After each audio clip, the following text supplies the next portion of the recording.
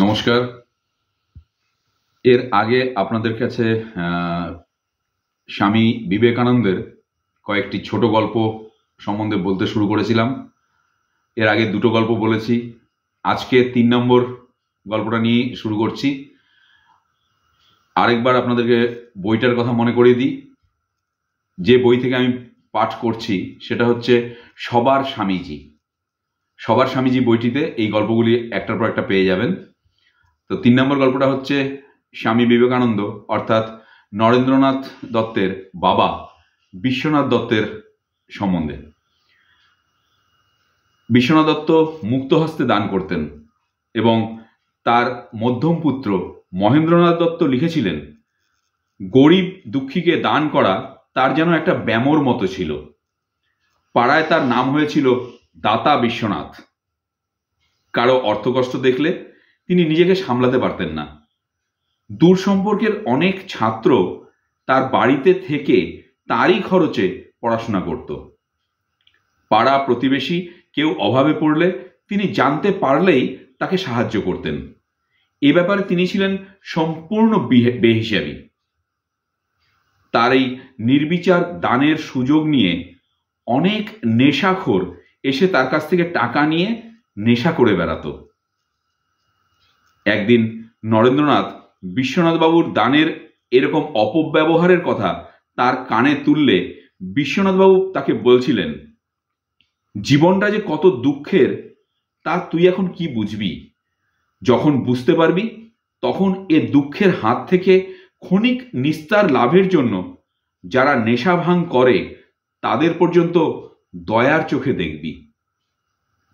বাবার এই উপদেশের পূর্ণতার রূপ নরেন্দ্রনাথ দেখেছিলেন শ্রী রামকৃষ্ণদেবের জীবন ও বাণীর মধ্যে।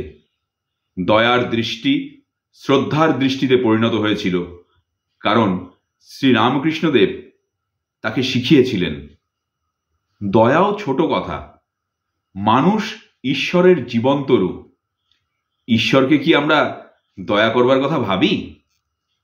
ঈশ্বরের সেবা করে পূজা করে আমরা ধন্য হই। তাই দয়া নয়, শিব জ্ঞানে জীব সেবা। মানুষকে ভগবান ভেবে সেবা করা। কোনো মানুষই ঘৃণ্য নয়। যে পাপী সেও আসলে ভগবান। চোর রূপী নারায়ণ, লুচ্চা রূপী নারায়ণ। পরবর্তীকালে স্বামী বিবেকানন্দ তাই জগতের প্রতিটি মানুষকে শ্রদ্ধার চোখে দেখেছেন, যে অধঃপতিত তাকেও। বলতেন, God the wicked, God the sinner. দুর্জন পাপী সকলেই ভগবান। আর বলতেন, যদি একজনের মনে এ সংসার নরকুণ্ডের মধ্যে একদিনও একটু আনন্দ ও শান্তি দেওয়া যায়, সেটুকুই সত্য। এই তো আজন্ম ভোগে দেখছি।